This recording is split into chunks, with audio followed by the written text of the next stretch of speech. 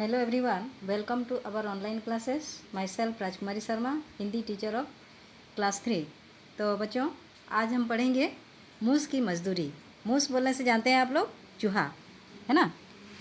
तो चलिए पढ़ते हैं। ये देखिए पिक्चर दिया हुआ है आपको यहाँ पर, ये चूहे का और एक किसान का, है ना। तो चलिए पढ़ेंगे। बहुत समय पहले की बात है। उस समय आदमी के पास धान नहीं था। सबसे पहले आदमी ने धान का पौधा एक पोखरी के बीच में देखा। धान की बालियां झुमझुम कर जैसे आदमी को बुला रही थी, पर गहरे पानी के कारण धान तक पहुंचना कठिन था। तो ये जो है कहानी जो है, ये बहुत पहले की है। तो उस समय जो है लोगों के पास अनाज नहीं रहता था, है ना।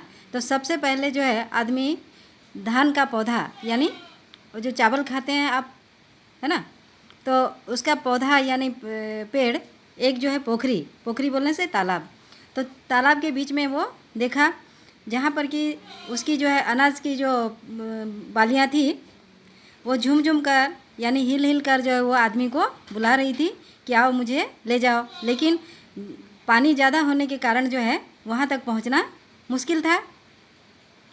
आदमी सोचता हुआ खड़ा ही था कि वहीं पर एक मूस दिखलाई पड़ा। आदमी ने मूस को पास बुलाया और कहा।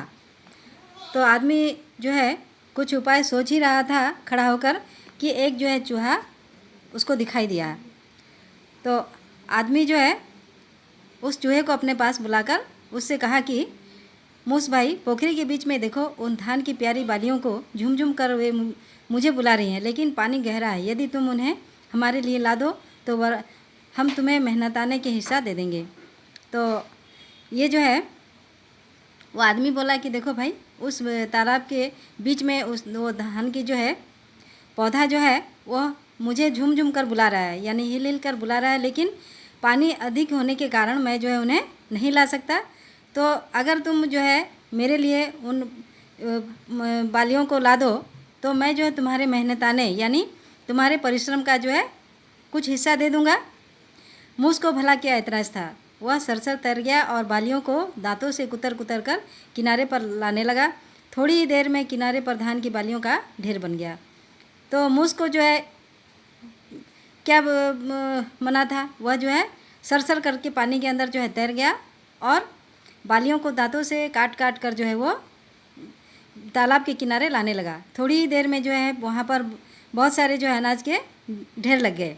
तब आदमी ने प्रसन्न होकर कहा, मूस भाई, अब इनमें से अपनी मजदूरी का हिस्सा तुम स्वयं ले लो। तो वो आदमी जो है बहुत ही खुश हो गया और बोला, चूहा भाई, तुम इनमें से जितना तुम्हारा हिस्सा होता है परिश्रम का, तुम खुद ही ले लो, स्वयं यानी खुद ले लो। पर मूस ने कहा, भाई मेरे मैं ठहरा छोटा जीव, मेरा सिर भी है छोटा, अपना हिस्सा इस छोटे से सिर पर ढोकर कैसे ले जाऊंगा।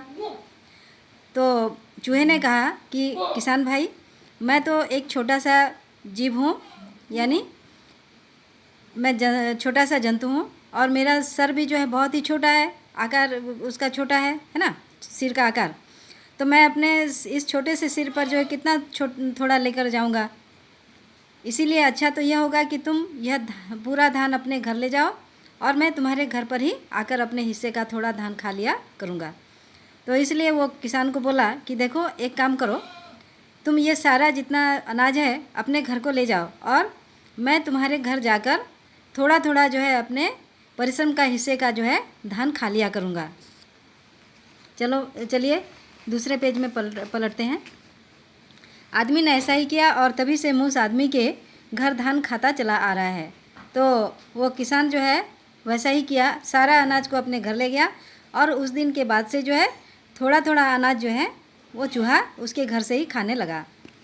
तो ये जो है कहानी हो गया। इसको लिखे हैं रामानंदन ने, आप पिक्चर में भी देख रहे हैं यहाँ पर। तो आज का ये हो गया। इसके बाद हम लेसन 6 में आते हैं।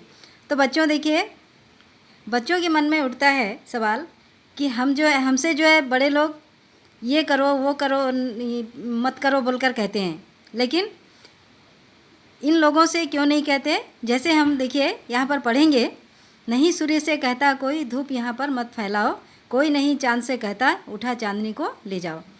तो बच्चे के मन में प्रश्न उठता है कि सूर्य से कोई ये नहीं कहता है कि यहाँ पर जो है ज़्यादा धूप मत फैलाओ, यानी धूप जो है ज़्यादा फैलाने पर देखते हैं लोगों को कितनी कठिनाई होती है ना, ज़्यादा गर्मी लगती है। और कोई चाँद से क्यों नहीं कहता है कि चांदनी, अपने चांदनी को जो उठा कर ले जाओ, है ना। कोई नहीं हवा से कहता खबरदार जो अंदर आई, बादल से कहता कब कोई क्यों जलधार यहाँ बरसाई। तो हवा से क्यों नहीं कोई कहता है कि इतना तेज़ हवा मत बहो और घर के अंदर मत घुसो, कोई मना नहीं करता है ना। और बादल से कोई कब क्यों नहीं कहता है, सवाल नहीं करता है कि इतना सारा जल तुम जो है पानी क्यों बरसाते हो। चलिए दूसरे पेज में, फिर क्यों हमसे भैया कहते यहाँ ना आओ भागो जाओ, अम्मा कहती हैं घर भर में खेल खिलौने मत फैलाओ।